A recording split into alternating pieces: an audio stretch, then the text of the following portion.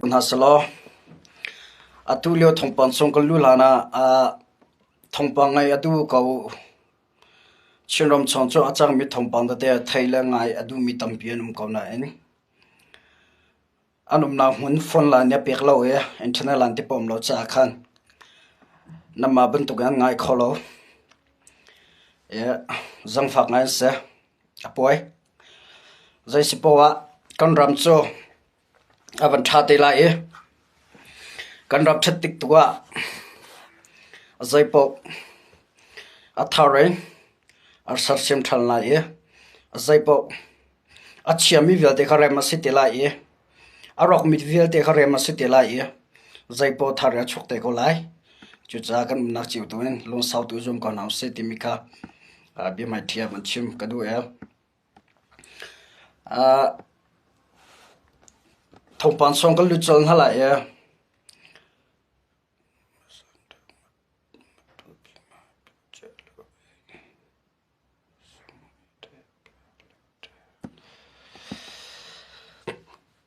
adam thongpang kan gal hana thantlang update longpa ka ban tu la e thantlang update ok cho avanum lem lau atun dir mun cho zan zan jong ka chim chang ban to chu hlang ka chim ba to en khan chinlan chawjani tutan 2025 chinrom chong operation kalpian timi ko hapi tla in tim to nak an ngai chu maliu ase timi chu mi pini kan thai e arau lana operation an kalpi wi lai timi jong mi pini kan thai ban to gen thantlang zong tu lo se cho zai pi pan tu lo e ss ra hang pol tu kha thantlang chong an lu sul lai ha khalen ra sula timiam veng chon thantlang chong a chemi ss ra hang pol kha an chok sul lai tiam veng e achana drone bom am thakna achana alang pareng an hai ka vipol dio ke se thantlang ko chong he tluk pin operation kalpi asalo timi kha ban chim ka do chon thantlang la falam he la lo se an tiam hunai khati pakhat adan nak belti chau falam cho pezul ngai en ni li chung zak fighter web 12 ne bom athak na ye kan ha san thantlang chuma bantu ka chalo se umlo falam he thi le hiam zong an nai an ni le he e le mi ong han thok di un kheta kalvi mian se zaigan tela ami ramla mi phun chanu na pe mi pisna lang tro law pupui te zona chimton mi falam na kan tai nak chim brother hot na kan tai nak chama kha se ti kha achim na sala kan ni chu pakhanu na liam sala kan facebook page sa kan facebook atlum ton law nai an ni lai tu cho mi pian tha jong dal so lai tiam phang cha am pa sol thapol nu nak liam mi an lang tar lo cha khan an thong pa zai tluk nu nak liam mi kon pi tla in tam thai ok law la falam he olan songa an free to ball mi pisna mi pi tha jang thonak denga an chim ba to en foi ten dila la olan songa falam cho foi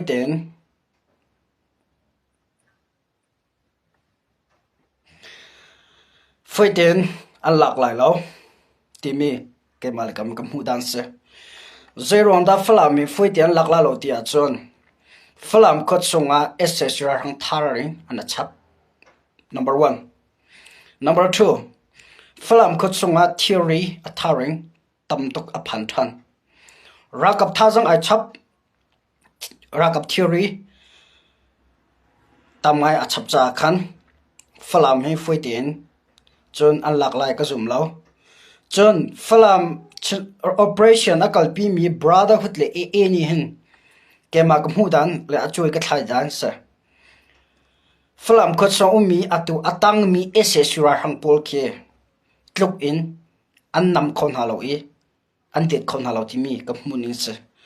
zero anda ma ka chim ngam ti achun atu ss ra hang pol umna ta kong pi ke 268 se 268 ta kong pia an ume ma 268 ta kong pia vanlong atum khomi cho van tok veng lo khro har ngai ase an china lo ti sa ko an china lo ti cha fyang thantlang ko chunga operation an thokle operation kalpi lewa atu zong ke se van long foi te tung tim nan thaila lo chon chak lai chin line chawza ni operation an kalpi nam hun pau van long foi te tum kholo zak fighter pole web thol ti po dak tum chelo arang pi aman na van long cho fum te akal mi se cycle ban tuk se ko cho la naya kan nu le zara 268 to kong pia ss ra hang van long pakhat atum falam ko chunga ma van long atum mini khan ra hang tha jang le theory pol mi 17 in achan ha mi 17 in ar thil ar pe than ha e ra hang tha jang he chon theory he falam ko chunga ss ra hang tha jang achap le atu an dir huna chun an dit na loe an nam lem na lo tim cha fiang falam ko chung he la olan chunga am pul po ne an chim ban tuk in chun fuiten chu falam he an lak lai ka zum lo atu he ni som kwa falam an ka na he ni som kwa leng ase chang a ram thoka kan ni lia cha kan lak lai te black second at chiat na ka chim slo an lak cha ka du na in thil an chim bu tuk a chan lo cha khan atang mi a himi pi kan zum sola tia ko ka phan cha khase black second ti pom van lak e ss ra rang an pi le pol ss ra rang black chekhat chekhat na pi le zon ro a mi an di lak mi no somli le panga anse mi no somli le panga rang vani a pe black second ti pom van lak in khan online so interview to nai malong online chung slo in amalai lila ha kan ko mi ka hal falam chun ni li chung kan lak la ante ato ni li chung an la lo chon January la December kan lak a Christmas lak song la kumthar lak song New Year's lak song kan lak la ante adi lo ti tyang ato January 25 January na se nga sa sang la za da chim ka vandu tia chun online chung sa se chiu khan ni falam cho ro han an lak lai ti thongpa leng adi chang lai falam cho check kong pa tiang tang ti mi olan so leng mi pi thinlam lam thinlong lam boy foi ti an dir la lo arong ka chim chang ss ra rang tha jang a chap falam kho chung mana van long atum kho e atum ngam mi cho ss ra rang tha jang a thong e falam kho chung he ana veng khong ai ti mi kha alang malong slowin ss falam kho chunga ss ra rang sin ha se brotherhood le e ni drone am hang kholap aron cha mai an ngai mi ni khan an drone an control ko ve am mai ni drone ss ra rong zong ni cb le e mai kha control ko e chon ss ra rong mai ss ra rong drone pol zong kha cb mai ne control ve le am mai kha thon ve cha flam ko chung he drone du am hang kholo e drone yana kap kholo chung lai in chun ss ra rang ni bom yan thak khon ha na in flam ko chunga drone in cndf chim brotherhood le e ni kan thak na lan ti tika an mai a thong tuk cha ss ra rang lai pol am mai a thong tuk cha an tong kholo ye atu tiang hin tluk a har na khin se chun flam operation an thok lana khan atwa 268 kong pian nak pi khe s thantlang batugin ss ra hang ni under pd chang e brotherhood le e an lut bak in akwa de na vive thantlang batugin an thot na ye hon tol tham peng chun malong slo in chiu khan ni flam kha chwa dalan au man ti dalan a slo in am malai reporter an ngai ve e brotherhood le e ni am van nam ha bak in van long ne pidoa information ampe e valor kai chole valong ni ar kham ha la tulolo se flam pi cho ss ra hang le mic le zak fighter lo thol ni aventi mi kam bisna chim ka vandu maronga chon flam he foite in an lak lai lo khemnam an ngai mi tlukin a tha ve lo in pi kana an ngai ve lo in pi khona khemnam an ngai ve lo cha a metal la dron ti polong an ngai ve cha rocket zong tha thian ngai ve lo cha flam he foite in bau kho asvela lo e phau kho asla lo thantlang nld zong ban tu khe asitel asi ti me kha ni bisna flam ko he petla in update to ka ban du mi se chu cha online sung e flam so an lak de mong chang thong ba zakhat sunga ama phơi tu lấy ama brotherhood lấy phơi tu giống như zakat sunga som riết cho kan ku ta chang anti mi ka adik lo mi ase atu yi an fight chuma mi le an daw chuma mi an ka chuma mi khe a foi mi thil salo ye foi ten cho an dila lo 100% a 40% cho SS ra ma den van khori control khori ti mi ka mi bisna lang tar ka du 100% a 80% brotherhood control lo in 80% a 60% hong tu khe an control 60% an control mia am van nam na ga 10% cho vanor kai chole a cover din ha ye an tu ne an kap kholoi an tong kholo ti mi kha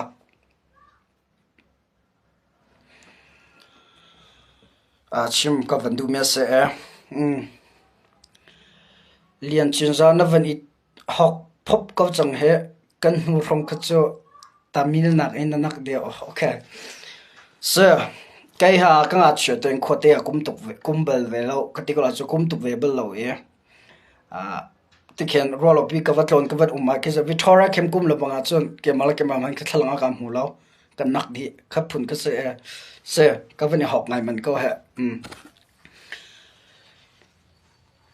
vâng cô hello bắt thêm thông ấy nên đâm tiền cái này đồng thanh na cái lom okay thank you yeah hakha mai thel thong le bom thong thai lamang asakau anti e kaima thong pang kal hat nia chulo lo se hakha adai tin ka thai la jai bantuk thong pang da city mi chu ka thai lo mo kan nu ka pa kan tilama din hu ku kan tilada hakha ko chung thong pang ta chama ka thai lo nan ke malikam kal hat nia chu tu chuna walong ra ma ka te zang lai pli tiang chu walong ra thong ka thai long tin ni zan tu ra chon ka dom na mo te tu lo sa da te ka ka thai ni samo la ke ma ka thai lo ro jong sa ko lai okay asia chon film la than tlang update chama ka sa se lo atulio kan dir mun van zau to au chlo me online hin chak lai ma apan thong le aslo la song zat lak nak lai da pan ti mi ka van zau to na lai ye me online atulio adir mun a chun ke ma kam hu ni a chun a chung thil ta tak chu ka va thai thu lo aron chu a sung ding sa zo ma ni chu mi pi mai ka sung lai ti mi cha chim la lo e a tha jang dar na au zonga ara ka mai le mi pi sina a tha jang dar nak chu me online ni alang tar lai ti nak salo nan ke mani ka sik kho tok ten ka tu ning le ka zau ni a chun atulio mi nau a tha roi me online ni rang kun rong a tlai na e ram dang kal khonak ding lam a phi piak na ti mi so online son thong pa man thai di ma ni zaida lang tar ti chu me online ni ara kap tha jang adar chang ti mi afiang atu tiang kan dau thlen naga kum thum chwa me online ra kap a thi mi he an di la ken thong som thum leng an se chang thong som thum leng mi pi dau thlen na kan kal pin hu in me online ra kap a thi mi thong som thum leng an se chang e a thi mi lom hana thong som thum leng an se chang a hliam mi hi chu tha thing ka thai lo a hliam mi je za kau dam va lai chon a sa khan vil te he zakat sunga somrup kan tila mo ma rong chu me onlan skhan he mi pira kap ni an lak thuma chang an tin thuma chang adu me onlan ra ka bol ke skhan nga ngai tha thi en chin ram la ba cha an ngai ho ha ti lo chu khoi ka zon da kan thuplai khoi ka zon da kan ven la ti tin do an thu dir chang chu zaida chim ka vandu tia chu me onlan ni ara kap tha chang atar chang chong lai long thil ati kho chang ti mi afiam song zat lak nak lai me onlan pan chang ti mi afiam la zaida chim chi ka vandu tia chun atule Donald Trump US presidency nak ni hin me onlan ni tam ngai thi te lai tia ka ruwa zero on da ma chun na chim ngam zero on da na chim kho dang ti min la aron su chu la na me onlan bomb tu na he India la Russia la taluk chem he ansa taluk alhai in number 1 abom tu chem la a back up kho tu chem tu cho taluk ke sakao India la Russia ke cho zakatila hem nam lai chu tlukun cha am bom lo na in thia dang lai tun khan am bom la atua Russia ni Ukraine aka e angkal laga ka do na fak ngai e mi pi tam pi ni cho ral pi vlai ral pi thau chang men la ti mi tiang kan ruwa Biden ni president na tuan lewa khan la Donald Trump ni president van tuan bak in Putin raring a pek chol Ukraine daw mi he ngol chang pakhale pakhat ka la ka daw na mi he a hlok nak pakhat mam lo na daw lo a chon na tangka kol nak la chol hat nak na tu mi fel te heng kam phi lai ke Donald Trump na pek war raring a pek Donald Trump ni raring a pek bak in Putin ni zai tin da chim ti a chon 2020 na thong na sen hi a khan Biden le a party pol ni Donald Trump vote rafil hala selo Donald Trump presidency na rafil hala selo Russia la Ukraine ka laga ka daw na ka umla lo e boy na achok la lo tia achim ve chot man ho pe chabri mi chu Donald Trump ka president ratling selo ratuan selo ma ban tu boy na ka umla lo aron chu Donald Trump la ke ma chu a thai mi kan si e ai kom mi kan si cha a tha ten chu boy chu bi kan ruala e ma ban tu boy na ka achok la lo Donald Trump president ra selo cha tin khan comment a pek chol ve zeda chim ka van tu Donald Trump president van tin bagan Ukraine zong kaptila Putin Russia president as order apek choli atua ka zoom na ka adai tila tem karwa adai lo se Donald Trump ne zero nga da Russia president ti chun atinga mi akudonga songam ti chun thil a phenga mi ti cha afiam cha Donald Trump ni hin thil sini a thai tu ge angal tu ge zaitin na katuk na la zaitia ka down hala ti mi a thai tuk cha ani chora thum hang lo in a kal amhur kain a dai ta throm ana la ma ko hai petlan atu chun Russia ni chu tluk chum meong han chu a bomb lom na in Russia van phi chang la pakhat din Amazon ni president atuan president van clean a chimi kanan thai valai chunga raldaw na mun kip ka kip velte hen ka dai ta than la e kongol dan hala ti mi chim nan thai kau la ma ko hai petlan Donald Trump ni hen talok zong he dai ati khomi se dai ati khomi asiti tiga avanti ati te me la dia karwa ke mani Putin zong za ti chang e chon atia chun talok ni meonglan a bomb khoti la lo talok ni meonglan a bomb khoti la chun meonglan ni ama tin walwa sarthiam lo meonglan ni ama te semnam thathi aram chonga tu kholo atua tu ding ara kapo zong mi film tampi an thi chon bo meng kan han thak nona drone yang kan han thlau nona chun aral boy po tampi zong meong han ra boy po tampi zong mi pira kapni an tlain ha e an tha mi zong tampi mi an tlai mi zong tam tuk an kulanga le tlai chang ha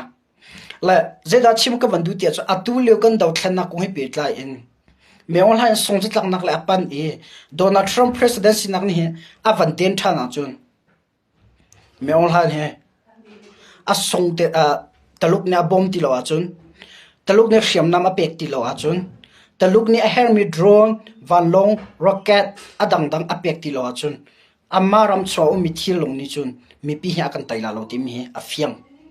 cha atua kan tai chem nak chu meong han kan tai chem nak chu tang lai ra tuk nak slowin tang lai ka daw nak slowin chung lai in zek fighter le web 12 ti polin bom akan thak kho cha le bom mi akan tai cha kin atu tiang la lo se meong han ni rena tun kho ri mi se le atang ri mi he meong han he tuk in Donald Trump ha ni taluk angka chipter e angol tara chun meong han he asivang chang lai e chu lam to rena tun kho ti la lo ti mi he a fiang angai chu cha atu kan do thlen na ka meong han ni am han nak a van long a chianak le zek fighter web 12 pa chianak van long korong ti pol ke mi pira kap ni boman thak e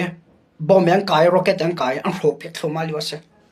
koram kong ko thang lai kap chin ram chong kong lon ka chim ton cha khatu jan ka van tan pa la e la thang lai kam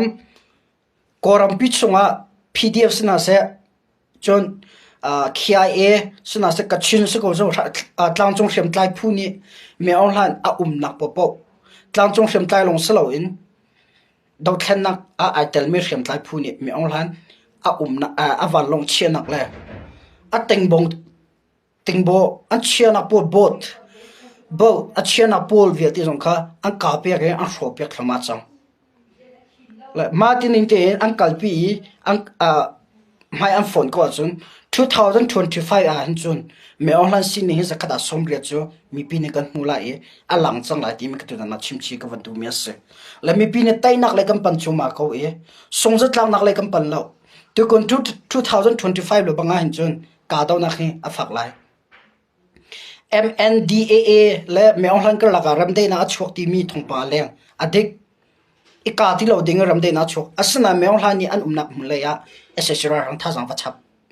chon last shoe number 1 pika me online ni nang ka pek lai tin atin ha asna MNDAA ni andu velo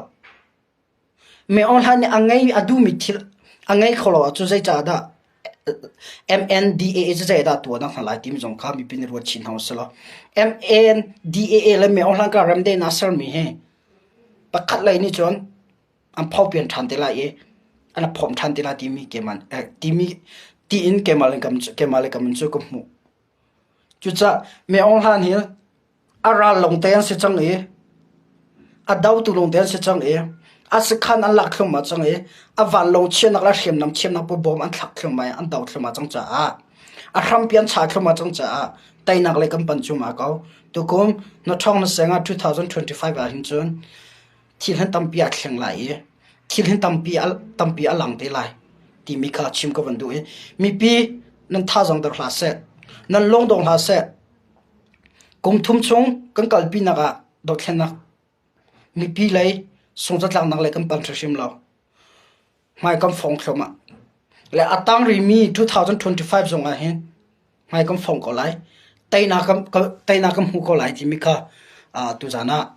chimchi kam van du mi ase cha nan long dong ha se long sau te ro mu lo na rian te kha roton ko o chola war thor ko kan ral ba mi ong han chu at asyang prang thu den a shamin mi pira kapni an cha piak te la e a raw hana asyang prang thu de ki an lak piak te ko lai ti mi kha chim ka van du Donald Trump ni ta look na aka aphit sola chun mi ong han cha chun van ka zawa sang valai ka zawa pit ti mi bia kha acha chok te ko lai chu cha songzat lak mang lai kam pan thrim lo tai nak lai tu kam pan chu ma liwa sa kau chinram zong he tu chinlan chaw za pi ni atim ni nga chun tu kum shim ma chinram chunga a ummi me ong hang ra kable ra sang vial te hin thian kho kana zom la tin chinlan chaw za pi ni tim tu dang tha te angai la tim tu na tha te mi chaw za pi ni angai ko na in kam pa sal tha na sem nam an her mi nang mala ke mane kan tlim piak na haw e kam pek kho ve na haw mi pi tai nak chinram chunga kan dau thlen na khen tai na ape ta tak tu he pathian cha se ko na in apan hina kan ra kap long aslo mi pi na se mi pi nan thon longa kan ra kap nan thong lai e mi pi na chak longa kan ra kap nan chak lai chu cha tai nak te tak a chua pi kho tu ding chinram dau thlen na ga tai nak federal democracy pi asar kho tu ding cho chawza pi khselo in mi pi khanan se chawza angai tu mi pi khanan se chu cha nangma na thon longa chinrama taina kan hula e kan thong lai nangma na dara chon kan ra kam han dar ko lai kan ra kam na chu an nun na pek an siang jisu ni afa la cha an na pek a sian betukin kan naw sorry kan ra kam han de chinram cha nun na pek an siang ve an ready tuk an ngam tuk asna in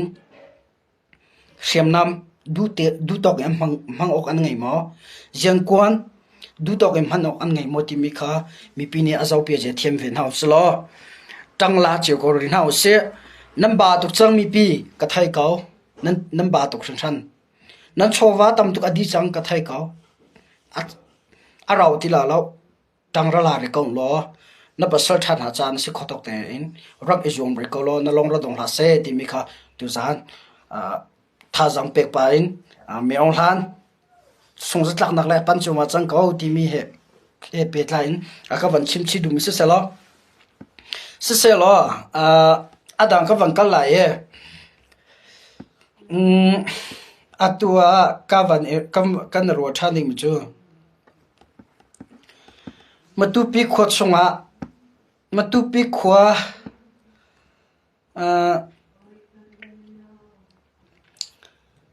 po khu boy sang zong pi ss ra hang ni bom athak ni zana le bom athak mi kong ss matu pi le brotherhood pan nak mun ne bom athak chinlan chaw sorry me ol hani bom athak tika in la law arok mi tamngai ti mi ka thongpang ka thei thil hiam ko nga thongpang fyang zai man kan thei law e ka la kho ver law cha bom athak e in la law tamngai arok ti mi bel tek cho mi pisna update ka ban to kho ma hen zaida chim ka van du tia chun atu leo kan dau thana kong he pe lai en chin rama meon han long slo ne chin mi pi kan thi sana kan chua e kan chin rama fir chuma e kan chin rama lak chuma le rul nak chin lan chaw zan cha tur lo na in shimtlai dang suna se meon han se adang dang hang in chong a hen dan tat nak atlong thluma te lai alang thluma te la ti mi ka chim ka vandu meon han hang zong sa khau kau khrifa ase mi chin mi pi thi sena kan chua tu le naw lo pol chong a hen dan tat nak atlong thluma la an sining chu alang thluma ko lai ti mi kha mi pi sina tu jana langtar chile van chim chi ka du me se matu pi lai update kam pe khom na cho bom ma thak in la law tamai rock ti mi kha tu jana update ka to khom mile kan chim khom min ha se atu chin mi pi tampi ku de nu nak lem mi la hliam tur mi kan long cha fak kau na long ra saw re ko se achana phak thlumala achanya din thlumala achanya apek thlumala bible a zai pune chan angai ete chu cha atua bantukin zakatila azun te ko la ka timi kha chim ko bantu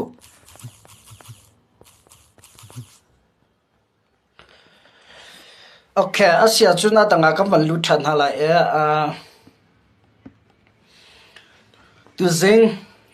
roll boy chinlan chawzaral boy pu solomon thangding nya chimmi bia khatlom pal chim chi ka du meu me zaida city a chun bihal nan tu tika atu lewa chinram chor khem tlai phu dang brotherhood le si ka lak chinlan chawza ka laka hen ramde na khoten hamati mika bia chuak bihal nan tu tika achimi cho chaboi chunga tha teng kana tong te ko lai chaboi chunga tha te kana tonga chorem de na cha chok ko la ti mi ka le ko mi na se lama han se da comment pe ka van du ti a chun chimbra chinlan chawzara ka phua khin phulhei riat an mi chimbra da hu chunga khen phuruk an le phuruk an ma phuruk chunga khe tu ka chimbra da hu ke kale le mi pdf cheu ka the jong petlai nak an ngai chang ti ka thongpang ka thai tu jang lai ka hla te kalai kale le information ka pe ton tu na ka hal na ti ka pdf zong petlai na brotherhood an ngai chang te phuruk long slo wen tu he phusri thong awan si te khom mi jong sa kaw ka thai lo fyang te mo la chinlan chawza le chim brotherhood va ni phone ha se lo phukul le phulien sla phukul phulien sla ma phukul phuli phone na sla chinram chong meong lan down na sla letlok da zawan do la taina kamhu la ti mi ka van chim chi du me se phone khon na se ti zong thar cham ko lo u now an se if for thai ok an slo if for thai ok an thalo ti sen an se if ti sen ilham lo ok an thalo kai kamhu ne achun 2025 a hin so brotherhood le sisi ka lak zo hen brotherhood dilak an selo mana brotherhood chiu kha then chun petlai na zo han ngai te ko la ral zo hen an dau ti te ko men la ti mi kha kemale kam hu dan se an rem kho chu tha 9 an rem lo that a chu jai ti o tha chinlan chawza ni chu rem de na sir adu peng mun kha ta ral an dau ti lo mana ma la ma ka la e ka la I dau chu an du bak la china chaw zane ma u nau thi sen va chua la ma nau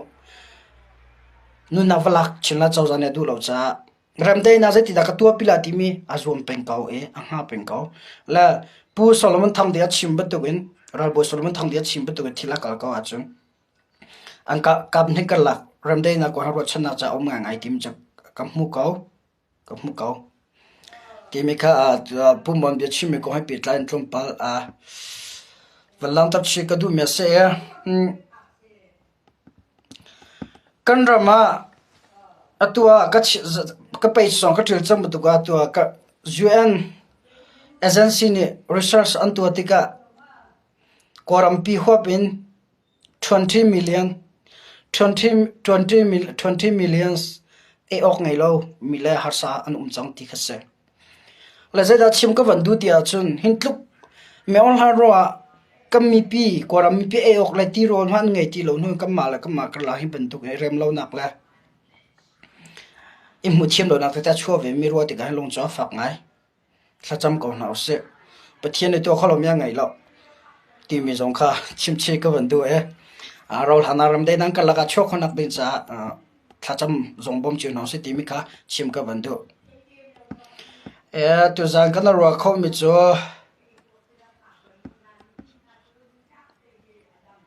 ma vir kha sa ko e adona biga aizol khot songa ummi koram chin kora razam minu somli somli le pangani mizau mi pi mande an thi san an thut ti mi ka thongpa nan thai an tu sana thanga ngai upato an tla maile songa aizol ron sa se mundan da ummi razam ka mi pi mi phundan rama amanya na bom na buntukin nan tu khom ya ma chon ra tu chiong lo zai se pa long sawr ka zom chiong lo nan that naklen theti khona kha lang tar chiu ti mi kha tana chim chi ka vandu okay tu zangan rom chama ga se lo tu zangan kan rom mi kan thompang he a tha kau ti nan ro achun share to chiong lo a bi pi ngai ko ro ting ko wa no facebook an hol kom zon thai chiu na se ti mi kha chim ko okay god bless you all